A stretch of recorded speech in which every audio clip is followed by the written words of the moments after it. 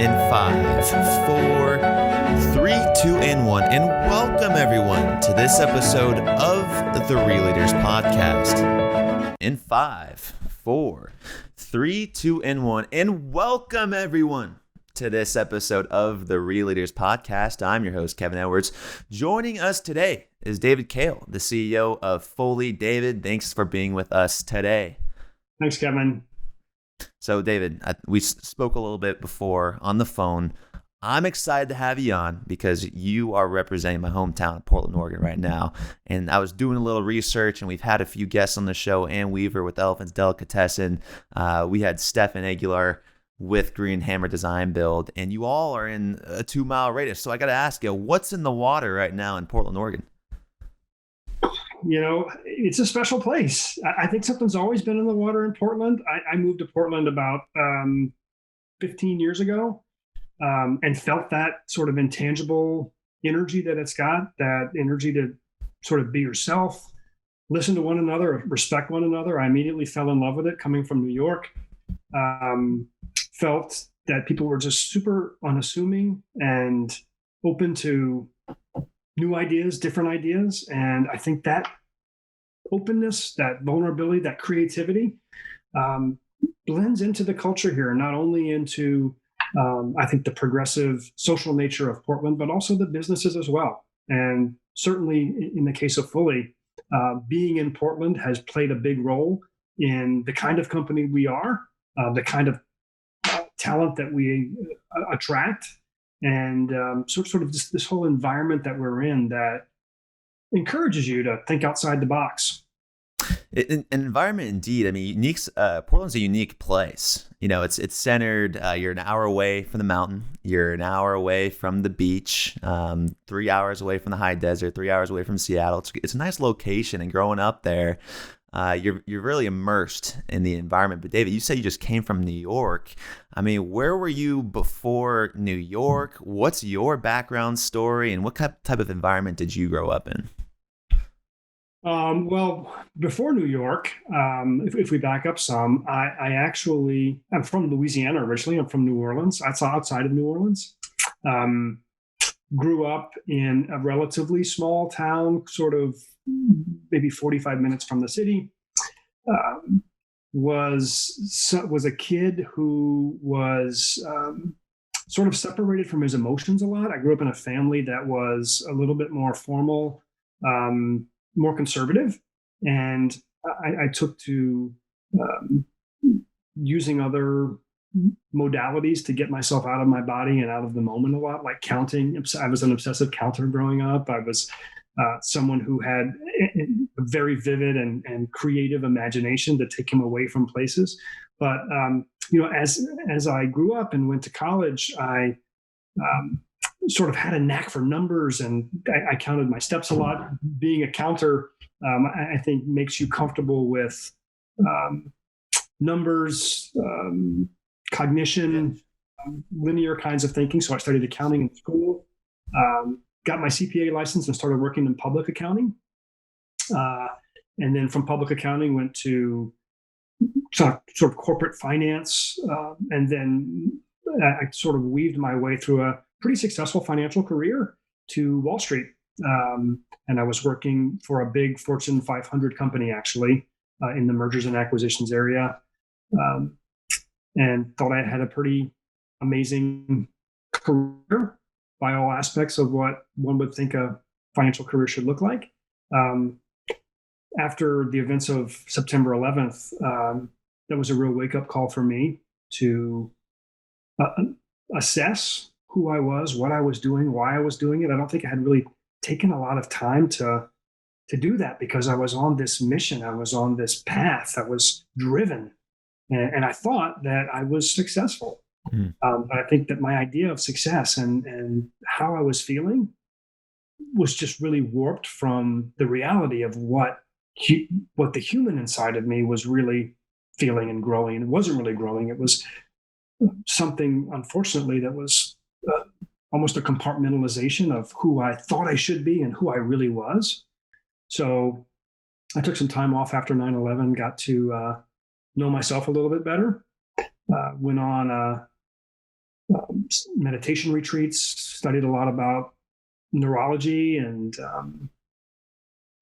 flow and Eastern religions, and just did a lot of, I shut up a lot and listened to myself and noticed a lot more, and realized that I was probably pretty depressed as I was in my late stages of my financial career, and didn't really have that many friends in my life, and just wasn't connected to the world in a meaningful way. And I wanted to do something different, and I wanted to take all of these gifts that I knew that I had deep down inside. Like, I was still pretty good at numbers. I'm still pretty good at business, and create a company that was about those things, that respected all of who we are as people, not just the parts of us that are productive, or the parts of us that that we think would add value. All of us, we have all kinds of values inside of us that need to come out. And I think unless they're accessed in a way or invited to come out, and we don't practice bringing them out, they just sort of stay down there. So I've always been a little bit entrepreneurial and creative in the back of my head. Didn't really recognize that until later in my life, that had always been there, and that was maybe the genesis of a lot of the imagination that I had when I was younger. But creating a company like what we did at Fully was creating products based around this idea of a full self. The idea that when you show up physically, emotionally to your work, great things happen, and your relationship to work is different. We call it flow. We call it being able to access that part of your self and your spirit and your that just knows, not that part that does, but that part that has all the answers inside of us. So that manifests itself through the suite of products that we have. Yes, we sell standing desks. We sell funny looking chairs that make you pay a little bit of attention to balance while you're also in your flow. Standing mats that have characteristics of nature underneath them. Lighting that's more appropriate for outside than inside, and things that help us be in positions that are natural. And when we get in those positions that are natural and we can relax into what we're doing, in my experience, we're a better force for ourselves. We're a better force for those around us. And so started the company right after I moved to Portland from New York. And gosh, that was 2006, Kevin. And over these past 14 years have built a business that is not only about bringing about all of those things inside of us that are gifts that we can recognize, but growing a culture in our company that recognizes the gifts in one another. We practice a lot of empathy. We practice a lot of mindfulness. We certainly love to be able to lead with vulnerability and transparency in all that we do. But at the same time, recognizing that we have an opportunity and a responsibility to take care of all of the stakeholders around us as well, which you might know that we're a part of the B Corp movement, believe really strongly in this idea that businesses have a responsibility to make the world better. Not only individually as people do we have that responsibility, but even more so the kinds of power in these days that corporations have. We believe that we should take care of those stakeholders like they were part of our family, our communities, Mother Earth, our employees. So being a leader in the B Corp movement as well is something that's in our DNA. And so fast forward to this day in 2020, we're now a business that's part of a bigger company. We can talk about that process if you want as well, because that's another thing about raising capital. Realizing you need to raise capital in these environments. It's difficult to grow at the kind of pace that we have as a company without having outside capital come in. And that is really hard as a values-driven, mission-aligned organization. Making sure that capital also aligns with our values was a whole other podcast that we can do about that whole project of realizing you need money. How do we get the money? How do we kiss a lot of frogs to make sure we find the right prince? And on the other side of that come out better than we were before. And we, through that process, found a great strategic partner called Knoll. They're a publicly traded company that's been in the furniture industry for a long time. They're not a B Corp right now, but certainly values aligned. And so in the summer of last year, we became part of Knoll, and our growth has continued really nicely ever since. Certainly spurred lately by what's happening in the world with COVID-19 and the work from home shift that has occurred recently. Our business has always been a little bit of business, B2B stuff. We do small workplaces for companies that are 100 employees or less, and we do a lot of work from home as well. So our business shifted to a whole bunch of work from home and very little in the business. So that's been spurred a lot during this time, and Knoll has helped us a lot to scale and grow and do it in a way that is purposeful. And so this year we find ourselves bigger than ever, with more opportunities than ever, but also with more challenges than ever, as we are in a world that is distributed, and also in a world that is recognizing that racism is part of the systems that we've created to protect and serve and educate our people. So being a socially responsible business in these times when all of these other things are happening is challenging, doing all the things. But that's the job of a CEO, and I welcome it. Well, David, this is I want to jump back to this really quick, because you just went on about kind of coming from Louisiana. You were shy, almost like a shy kid. You're compartmentalized a lot of different things. You were trying to figure out what success was. This is what your career was. And then you reach this tipping point, a pressure point, a crucible after 9/11, 2001. Now, what I'm curious about isn't the success of the company, the fundraising of the company. What I'm most curious about right now is those 5 years from 2001 to 2006, when you had to figure out and search within yourself about what you wanted to do, and how you went from this reserved person who was counting numbers in New York City in the financial district to someone that moves to Portland, Oregon, and is now leading a company of about around 100 people who gets acquired by a Knoll. That's what I want to know, David. So in those 5 years, what was your pressure point? What was your tipping point? And what did you find within yourself that now you trusted that you can start this company and move to Portland, Oregon, and grow it to a very successful organization? You're not going to ask the easy questions today, are you, Kevin? No, never. When I look back on that period, it really began on September 11th itself. I saw the second plane hit the tower. And in moments like that, and I hope I never have a moment like that again in my life, but it just caused me to just question everything. My sense of safety, my sense of the world around me. And I think that kind of humongous event was the inception of me being able to open up and really notice all of these things that I was feeling inside.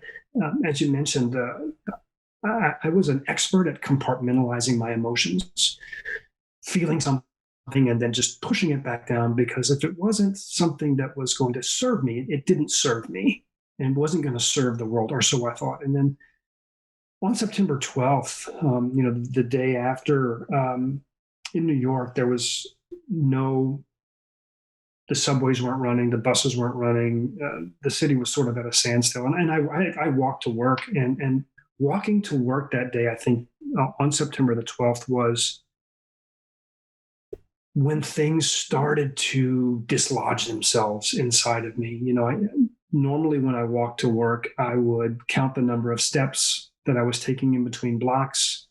I had this habit of counting how many times the don't walk sign would blink.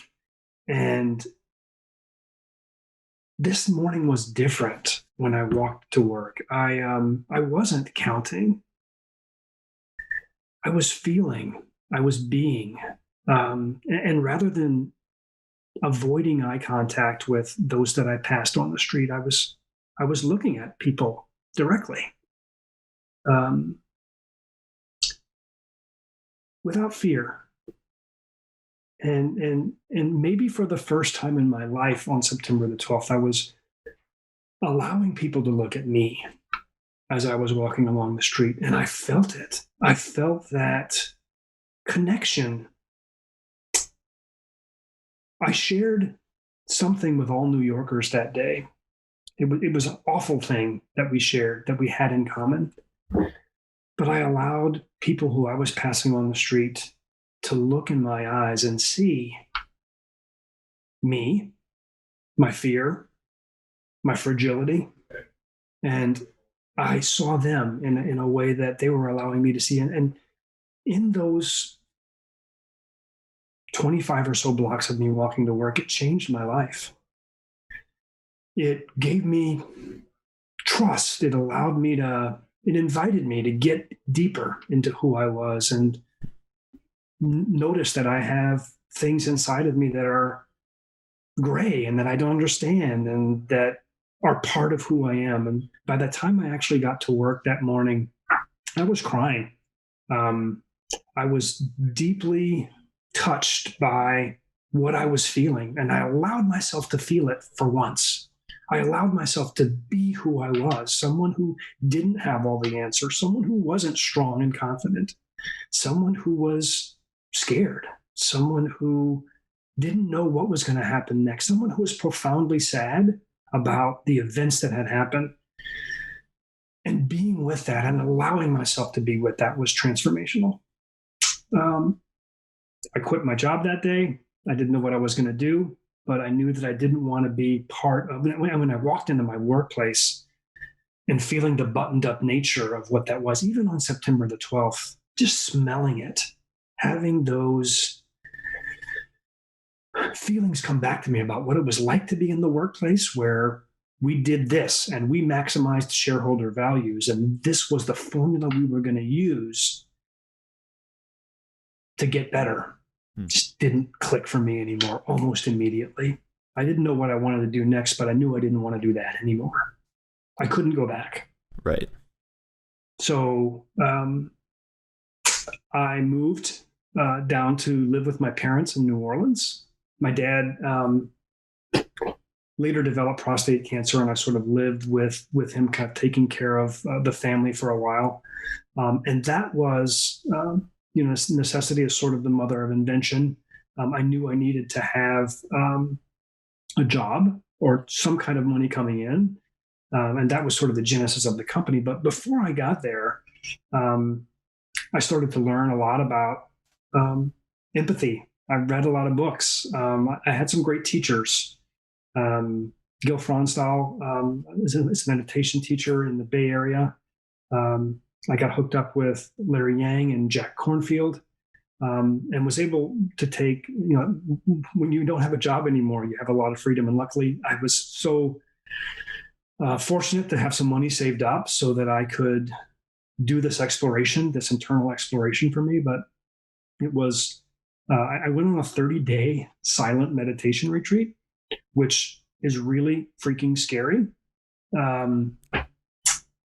And just being with myself and my thoughts for 30 days without making eye contact with others was sort of, I'd say the second big transformational experience for me to get more comfortable about being in my own body,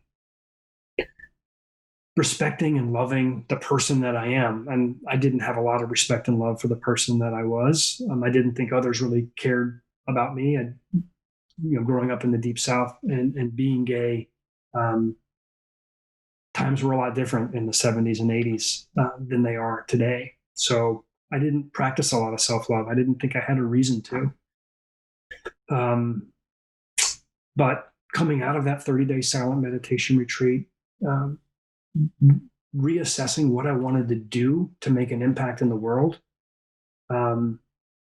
started the next process, which was, I kind of skipped forward to that a little while ago, but going and being with my dad over his last few years and realizing the fragility of life and the fact that we're all going to die, and we can make a choice of moving toward death every day, or really trying to make a difference in each of those precious days we have left in our lives. And I was holding my dad's hand in his last few breaths, and knowing that that's going to be me. Hmm. That's going to be me someday. And when I'm taking my last few breaths, I want to know that I've done something that makes this world that we're in a little bit better, helps us to love one another a little bit better, invites more empathy, transparency, leaning into who we are as people and connecting with one another. And I hadn't been doing that for the first quarter century or 30 years of my life. But I had a lot of my life left to do. And so from that point on, I made a list of the places that I thought I might want to live.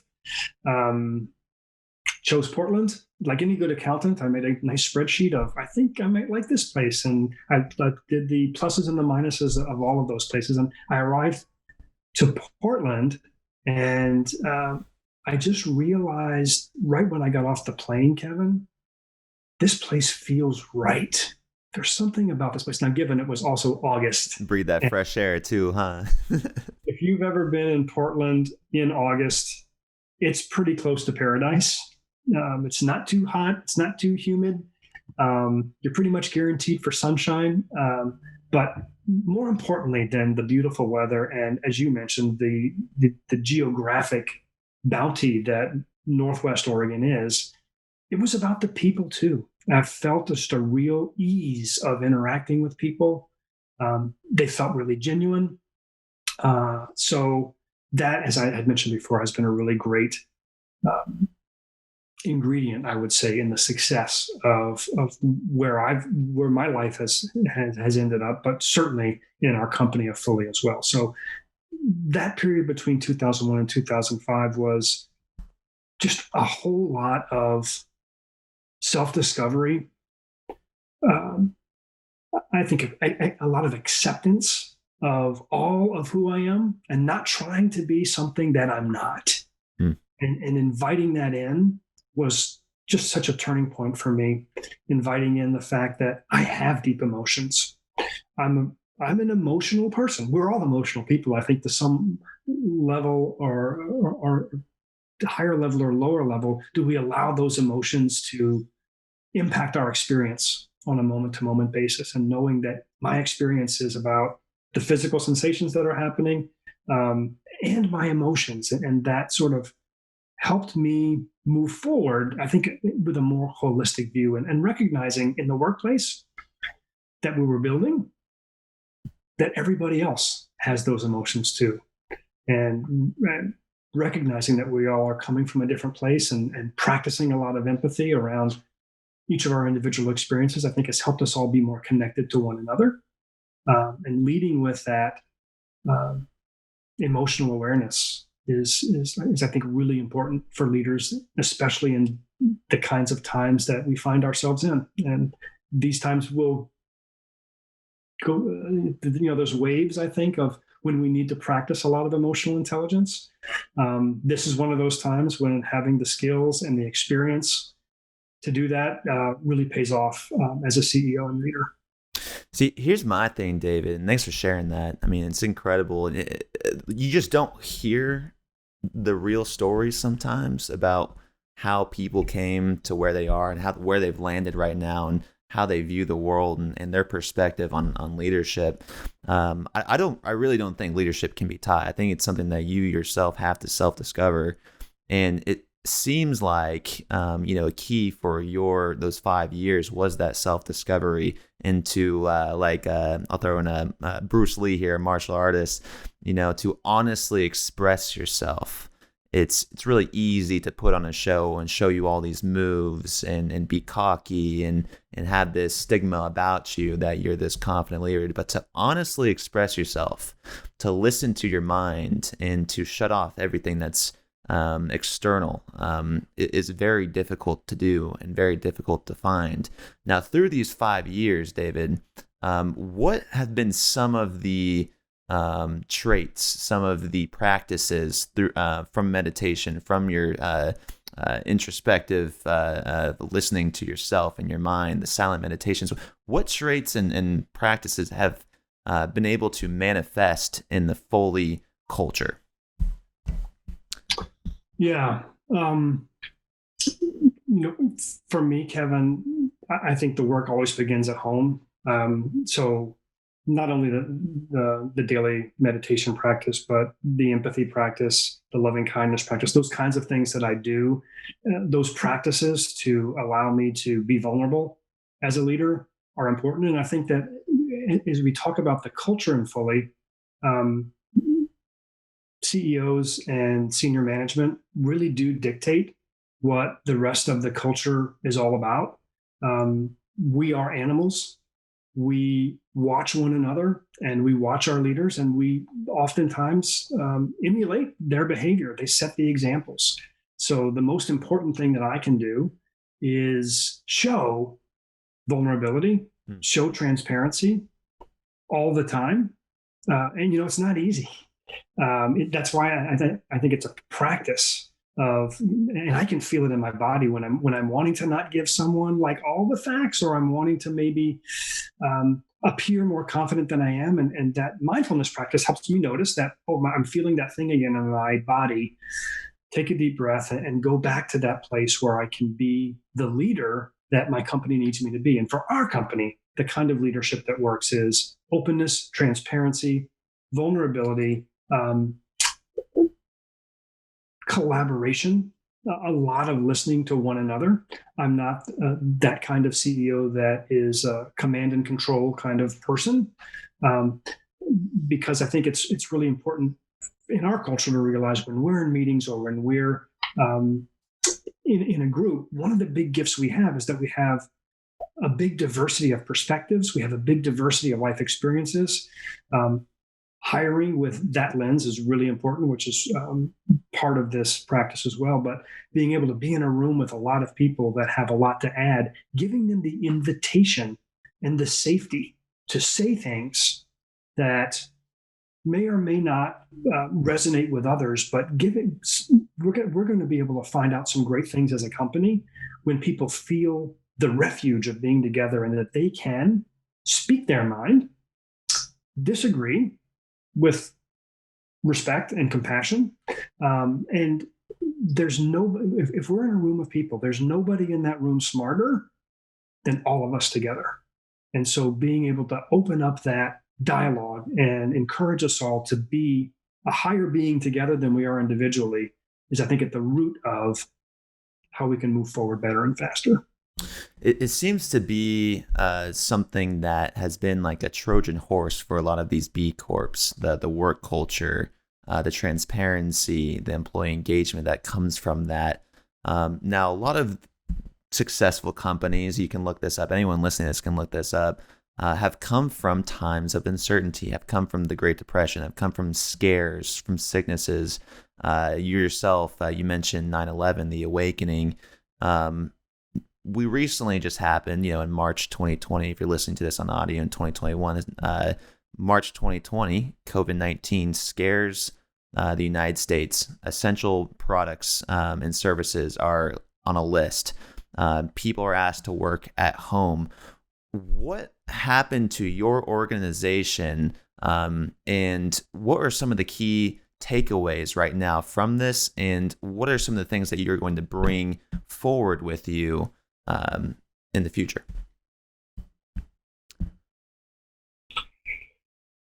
It seems like a long time ago now, Kevin, when this It really does. happened, but it was for listeners. Today is June the 12th, so it's been roughly 3 months now that we all went home, if you will. Um, this distributed workforce for us has been a really big challenge, partly because our business also really shifted a lot during this time. So those times of needing to collaborate and work through solutions has never been greater. We're trying to scale our we doubled our business over 2 years. We were able to scale it from say 2018 to 2020 with a great plan, and we scaled it and we doubled it, and we're trying to now scale and double our business in 3 months, working distributed. And by the way, we were unfortunately moving warehouses at the time as well, which adds just another fun element to this. Sure. But I think falling back on our core values in these times when the wind's in our face like this is how we have been able to navigate it well. And I would even argue that we've been even more productive and more efficient in this distributed environment than we have been in the past. I think part of that is due to the fact that people are able to. No, it's not easy in the beginning. I think anytime we transition to new ways of working, it's difficult. New ways of anything, there's a transition moment that takes a little bit of a hump to get over. But I think people settled into a new way of working that is asynchronous, that we weren't really used to, but it helps us all contribute those things that we need to contribute to our progress without having to be in a meeting room at the same time or in the office between 8:30 and 5. We have kids, we have parents and grandparents. We have a lot of other stresses in this time now. So I think falling back on our core values of empowering us individually to take care of ourselves first. And when we can take care of ourselves, we can be a better force for taking care of those around us, and empowering people to just say, hey, if you need to do, if you're unable to work 40 hours or 20 hours, take care of yourself. Do what you need to do. And then I think people have that strong connection to a culture like ours and feel responsible and want to be part of the solution as well. And they find a way to get their work done to get us to where we are. So, on the other side of this, we here in Portland are just getting into the phase one return.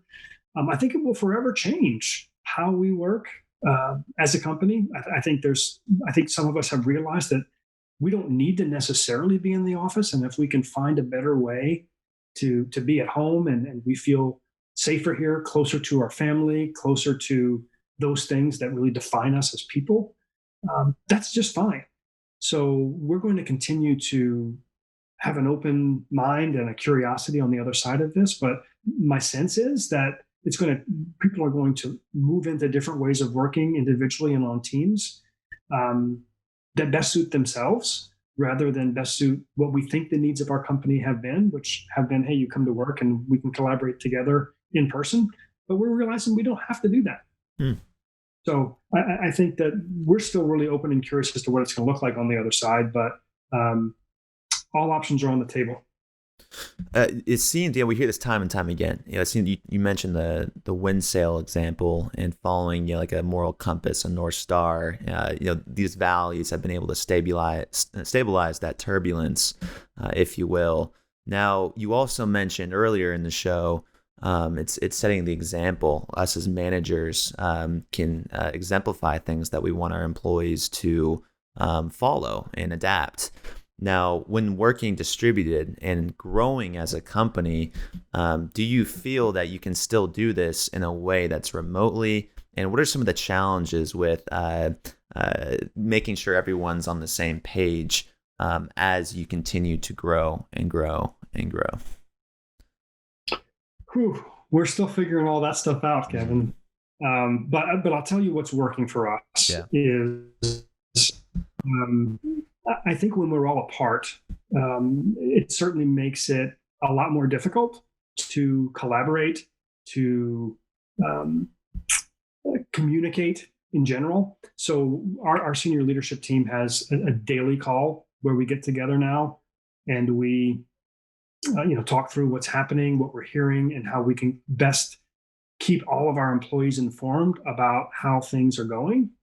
But more equally importantly, I would say, is how do we maintain the social culture of our company while we're far away? Because one of our biggest assets as a company is the unique and I think really strong culture that we have of taking care of one another, being there for one another, and feeling that we're better together. So some of the things we've done is we created, if I don't see another Zoom room on the other side of this pandemic, it will be just fine with me. But we created a virtual water cooler for people to have those connections to just kind of bounce in whenever they want, every once in a while. And some people actually tend to leave their that virtual water cooler room open a lot, and it's a way for them to still stay connected in other human ways with their coworkers.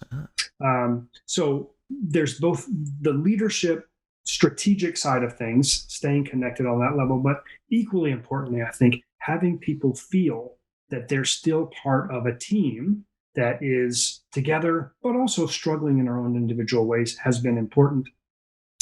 And I would also say that, in the terms of the teamworks that are happening too, there are opportunities for us to get together in parks occasionally, just sort of like, for example, on our product development team, seeing and touching and feeling products is important. So being able to do things differently, try things that we wouldn't normally do. I mean, I would never thought that we'd be reviewing our new chair in Selwood Park, but these are kind of these are sort of the things that we have to do in these kinds of times.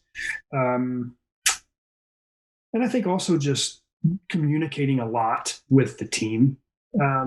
Having monthly all hands meetings where people can hear from me, hear from our president, Craig Thomas, and have the opportunity to just share and ask questions and feel connected to senior leadership as well during those times, I think is important. Now, David, I read a study before COVID that certified B corporations were more likely to have high growth during recession or times of uncertainty.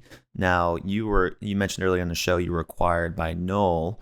I'm just curious, why did they feel comfortable with acquiring a certified B corporation? Have they felt and been able to work with you all to expand your own principles? How does this work, and what are a few things that you are doing to help out Knoll as a subsidiary? Well, Knoll is, for those folks who don't know about Knoll, it's Knoll. They're based in East Greenville, Pennsylvania, and they're a company that's 1 point something billion in revenue. And we're this little $50 million Portland company with their own sort of unique progressive culture. And they're a company that's been around for 80 or 90 years. So I think in the strategic way, they saw us as a great complement to their core business of office furniture sold through dealers to architects and designers on big projects. And ours is online, e-commerce, direct, small companies and work from home employees. So from a strategic fit, it worked really nicely. The B Corp values and our culture are something that's really, I think, calling yourself a B Corp or calling yourself a purpose-driven company is something that's sort of new to Knoll. So that has been a great process for us. Andrew Kogan, their CEO, is phenomenal, heart-driven leader who I think has always thought in these terms, but wasn't really as familiar with the B Corp movement and with using business as a force for good as part of our articles of incorporation and DNA. Not only are we a certified B Corp, we're an Oregon benefit corporation as well. So it's been an amazing and fun journey for us, Kevin. We had a lot of options on how to move forward with the capital raise. We could have gone with a values aligned family office. We could have gone with an impact private equity group. But I feel like being part of a big furniture company that's one of the big four in terms of the office furniture industry was a way for us to infiltrate our B Corp values in a way that I think could be much more impactful. So the journey since the acquisition has been really fantastic. We recognize that our cultures are really different, and we're learning a lot from one another. And I think that we've been able to, for example, leverage off of a lot of the scale they have in purchasing and in human resources and things like that. But we've also been able to infiltrate their culture as it relates to things like volunteer hours. We give our employees 2 full weeks to volunteer wherever they want in the community. Our packaging is completely recyclable. Our the things we do within our community as well as a B Corp are part of who we are. And so we're already seeing a lot of um, uh, our our values and our actions being not only being taken note of at the parent company level, but they're starting to implement a lot of those as well. And this was exactly the kind of thing I was hoping was going to happen with this transaction. Is they're able to see that, hey, this company is profitable and they're built on purpose. So those two things aren't mutually exclusive. In fact, I would argue that they feed each other. It's not a balance of profit and purpose. Those things, when they're healthy together, can just feed off of one another and create a company that has a lot more impact and is something that is guaranteed to be sustainable. I think Patagonia is another great example of those kinds of companies. So it's certainly been an acknowledgement and an awareness that we're very different, but also an appreciation of all of those things that make us stronger. And we are already seeing some really great initiatives from our parent company in this area. And what's even greater is they call me a lot when there's a lot of big decisions to be happened that are going to happen, and to get my point of view on this. And so we have a seat at the table, and that's all we could ask for. And not only do we have that seat at the table, but they really listen to us. And I think that we're starting to affect not only this company in a more positive way, but the furniture industry in general, which hasn't historically been the best corporate citizen out there.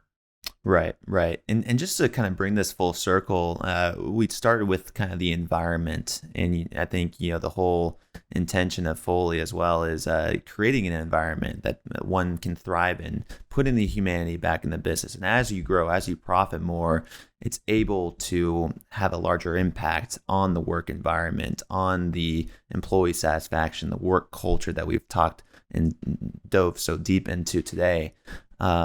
Now, I am curious. Now, I know we have 8 minutes left, David, and I don't want to. I want to respect your time, and we can maybe dive into this a different day. But I want to touch on one thing that we did say we were going to touch on today, and that is these stipends. The idea that Foley was able to roll out in a time where workers and home and work furniture is not being sold to companies because their employees are now working at home. Maybe explain to our audience for this specific example how a corporation or a company like yours, a certified B corporation like yours, was able to step in and deliver products to customers in a time of need. I think this is a really unique result of our relationship with Knoll. Knoll has a lot of Fortune 500 clients. Our client base historically, Kevin, has been that small accounting firm in Seattle, or a digital design agency in Philadelphia. Knoll's big clients are Bank of America and Disney and Google and huge companies. So when their workplace business really started to get affected by COVID-19, they realized that what's happening is that employees are still working. They're just not in the workplace anymore, and they need to be as geared up and outfitted to be able to bring their best work to their employer as possible, but from home.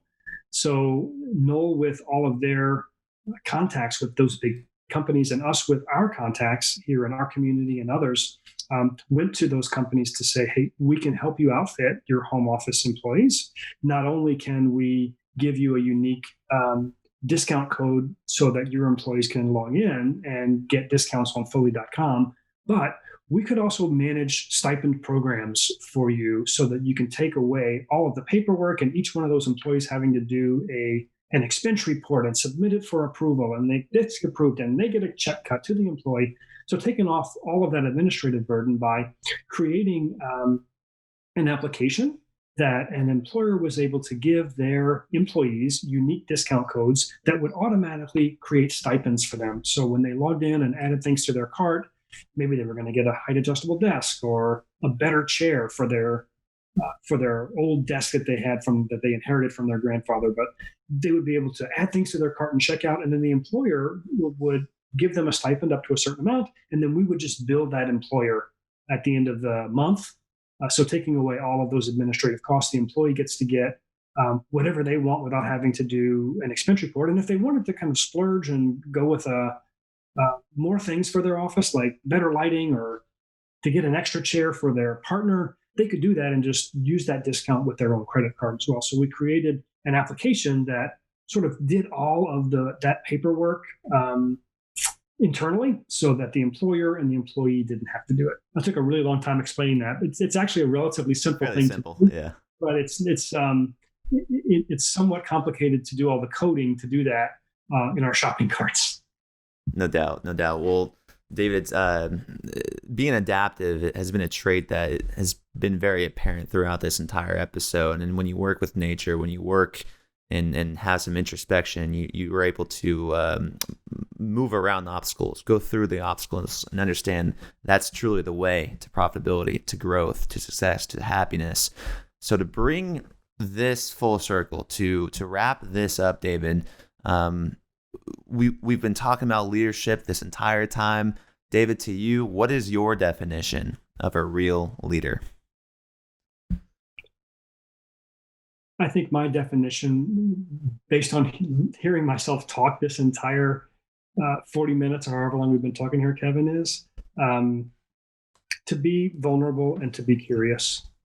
I think our culture, specifically in this country, has given a lot of props to bold, confident leadership. And I think there's a place for that. But I think knowing that we don't have all of the answers is really important. And communicating that we don't have all of the answers is really important. David, thank you so much for coming on this episode of the Real Leaders podcast from the hometown of Portland, Oregon. And as they say in Portland, Oregon, we like to keep it weird. And for David Kahl, I'm Kevin Edwards, asking you to go out there, be vulnerable, be curious, keep it weird, and always, folks, keep it real. David, thanks for your time today. Thanks, Kevin.